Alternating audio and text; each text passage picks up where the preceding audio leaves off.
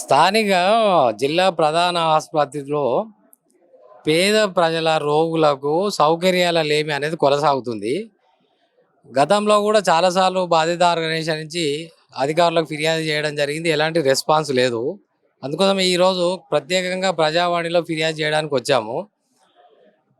ప్రజ ఆరోగ్యం, ప్రజల ఆరోగ్యం చాలా ఇంపార్టెంట్ కాబట్టి గతంలో టీఆర్ఎస్ గవర్నమెంట్ ఉన్నప్పుడు అక్కడ 2 ఆక్సిజన్ ప్లాంట్లు సప్లై అయినాయి కరోనా టైంలో. ఒకటి టాటా కంపెనీ, ఒకటి మహేంద్ర కంపెనీ వాళ్ళు ఫ్రీగా ఇచ్చారు గవర్నమెంట్ హాస్పిటల్కు. కానీ ఆ 2 కూడా ఒక 6 నెలలకు సంవత్సరానికి చెడిపోయినాయి. అవి వాటికి 5 లక్షలు పెడితే మంచిగా అవుతాయి. కానీ ఇంతవరకు కూడా వాటిని బాగు చేయించాలనే ఆలోచన, స్పృహ స్థానిక సూపరింటెండెంట్ గారికి లేదా, లేక ఆఫీస్ సిబ్బందికి లేదా అనేది మనకు తెలియడం లేదు. అది అది అది వాటిని రిపేర్ అట్లే పెట్టేసి బయట నుంచి ఆక్సిజన్ కొనుగోలు చేయడం అనేది జరుగుతుందని చెప్పి మా దృష్టికి వచ్చింది బాధ్యత ఆర్గనైజేషన్కు. అందుకోసమే ఈరోజు పక్క రాష్ట్రంలో ఆంధ్రప్రదేశ్లో కరోనా వ్యాప్తి బాగా జరుగుతుందని వివిధ మాధ్యమాల ద్వారా మనకు తెలుస్తుంది.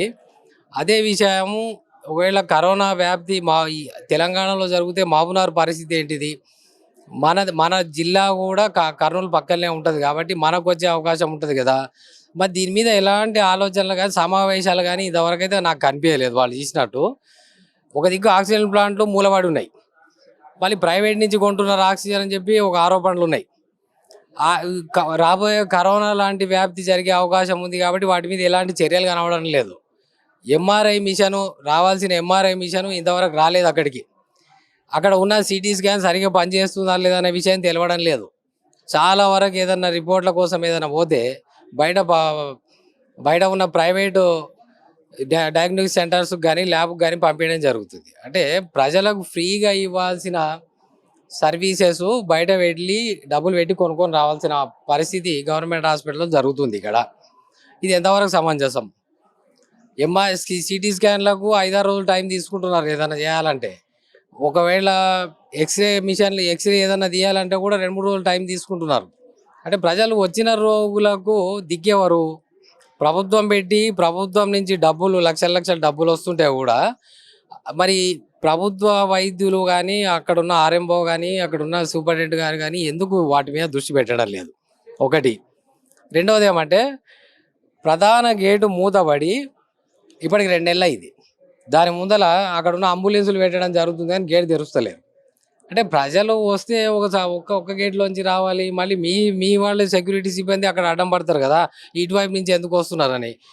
దాని మీద అంటే ఒక గేట్ తెరవాలన్నా కానీ మనము కలెక్టర్ గారికి విన్నవించే పొజిషన్ ఈడ మహబూబ్నగర్లో వచ్చింది.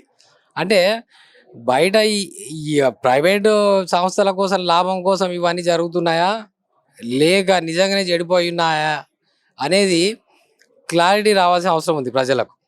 అందుకోసమే ఈరోజు కలెక్టర్ గారికి కంప్లైంట్ ఇవ్వడం జరిగింది. ఆసుపత్రిలో ఉండాల్సిన అన్ని ఎక్విప్మెంట్స్ను ఇమ్మీడియట్గా బాగు చేయాలి.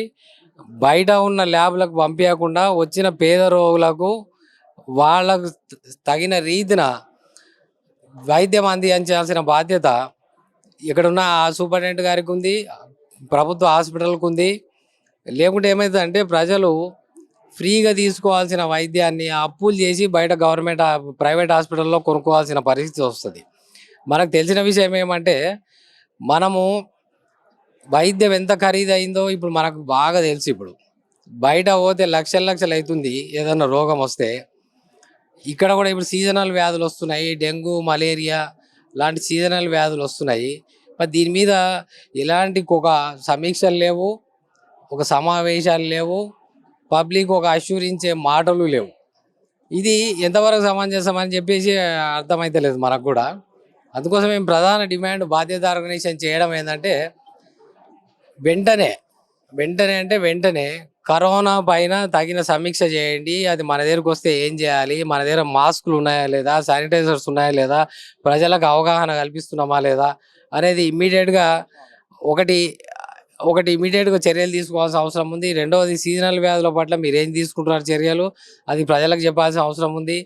తర్వాత ఇంకోటి ఏమంటే హాస్పిటల్లో చెడిపోయిన సిటీ స్కాన్స్ బాగున్నాయా లేదా అది ఒకటి చెప్పాల్సిన అవసరం ఉంది. చెడిపోయిన ఎక్విప్మెంట్ ఏముంది వాటిని వెంటనే బాగు చేయాల్సిన అవసరం ఉంది.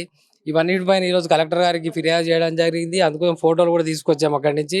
ఇక్కడ చూడండి ఈ చెత్త ఎంత ఉంది ఇక్కడ. ఇది గణిక్ ల్యాబ్ పక్కనే ఉంటది. ఇక్కడ నుంచి మరి అంటువ్యాధులు రావంటే ఎందుకు రావు? అక్కడ ఉన్న పేషెంట్లకి మళ్ళీ వ్యాధులు వస్తాయి. మళ్ళీ అక్కడనే జాయిన్ కావాల్సి వస్తుంది ఇంకో వ్యాధి నుంచి. కాబట్టి ఈ బాధ్యత బాధ్యత ఆర్గనైజేషన్ బాధ్యత గుర్తు చేయాల్సిన అవసరం లేదు. ఎవరికి వాళ్ళు బాధ్యత ఉంటే సమాజంలో మార్పు రావడం పెద్ద విషయం కాదు. అది అందరూ గుర్తెరగాల్సిన బాధ్యత ఇది.